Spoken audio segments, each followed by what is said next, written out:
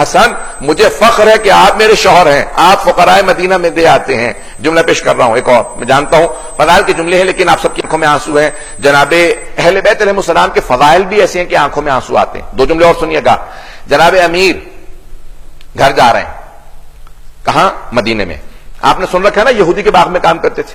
وہ امیر المؤمنین جن کی اتنی جائیداد تھی، حکومت نے سب ضبط کر لی. میں کل فدق پیش کروں گا انشاءاللہ، پورا تفصیل سے پڑھوں گا کیوں یہودی کے باغ میں کام کرتے تھے. کبھی سوچا؟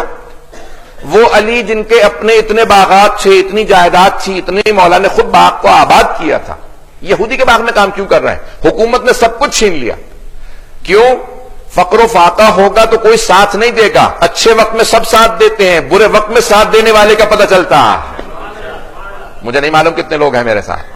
نہیں، اچھے وقت میں سب ساتھ ہوتے ہیں، برے وقت میں پتہ چلتا ہے کون شیعہ ہے کون نہیں ہے.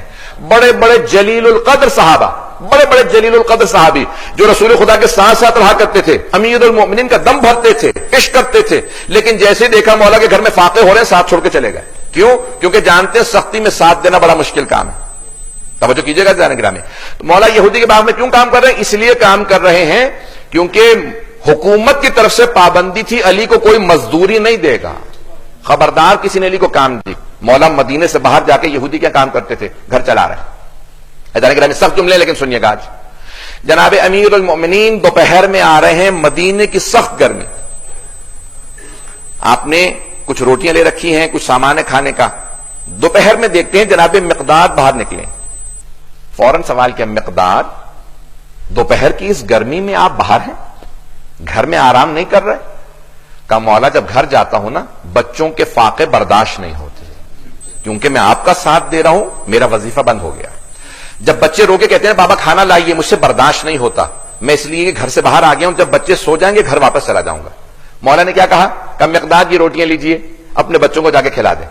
جناب مقداد نے جملہ کہا، مقداد ابن اسود کہا مولا میں جانتا ہوں بنت رسول خدا بھی فاقے سے ہے، میں جانتا ہوں آپ کے دونوں بچوں نے حسن حسین نے بھی کھانا نہیں کھایا، یہ آپ اپنے گھر لے جائیے. میری لاکھوں روحیں قربان ہو جناب امیر علیہ السلام پہ. کیا فرماتے ہیں؟ کہا مقداد میں فاطمہ حسنین زینب ہم دوبارہ فاقہ کر لیں گے، لیکن نہ حسنین برداشت کریں گے، نہ فاطمہ، نہ میں برداشت کروں گا کہ مقداد کے بچے بھوکے رہیں. اللہ اکبر، میری لاکھوں روحیں قربان ہوں. مولا کتنے بعظمت ہیں. کہا سیدہ برداشت نہیں کریں گی کہ آپ کے بچے بھوکے رہیں ہم کھا لیں. وہ علی جن کے کہنے پہ دسترخوان نازل ہوتا ہے، جن کے اشارے پہ پتھر سونے میں بدل جاتا ہے، لیکن مولا اپنے لیے یہ سارے معجزات نہیں کرتے. فاقہ کروں گا پروردگارا، میں صبر سے دامن نہیں چراؤں گا. جملہ پیش کر رہا ہوں. جناب امیر المؤمنین خود کہتے ہیں نہج البلاغہ میں، کہتے ہیں کہ میں نے اتنا صبر کیا ہے، اتنا صبر کیا ہے کہ اب صبر مجھ سے پوچھتا ہے یا علی اور کتنا صبر کیجئے گا، میں بھی ہار گیا ہوں. مولا فرماتے ہیں صبر میرے سامنے ہار گیا ہے، میں جیت گیا. اللہ